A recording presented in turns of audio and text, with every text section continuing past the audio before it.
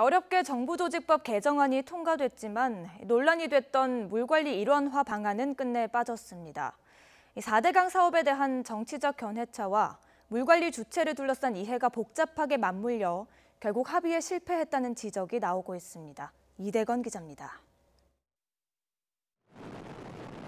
우리나라 물관리는 기본적으로 수량과 수질로 확실히 분리된 체계입니다. 그나마 김영삼 정부 당시 낙동강 패놀 사태를 겪으면서 당시 건설부가 맡던 상하수도 업무가 환경부로 옮겨졌지만 이원화 체계는 깨지지 않았습니다. 이후 물관리 일원화 방안은 김대중 노무현 정부 때도 추진됐지만 개발이냐 환경이냐의 논리에 막혀 진전을 보지 못했습니다. 이번에 통과된 정부조직법에도 물관리 일원화 방안은 결국 포함되지 못했습니다. 과거 환경부에 물관리 업무를 넘겨줄 수 없다는 국토부가 이번에는 적극적인 이관 의사를 밝혔는데도 성사되지 못한 겁니다. 가장 큰 이유는 4대강 사업에 대한 여야의 복잡한 정치적 이해관계 때문입니다. 더불어민주당과 국민의당 일부 의원들은 보수 야당들이 4대강 사업을 보호하기 위해 물관리 일원화를 반대한다고 보고 있습니다.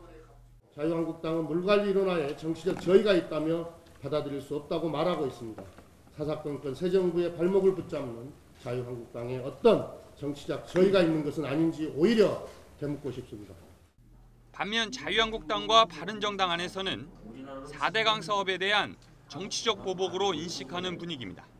물의 양적 관리를 위해서 만들어놓은 댐과 또 우리 4대강의 보를 철거해야 된다라는 이런 일부의 과격한 주장도 제기되고 있습니다.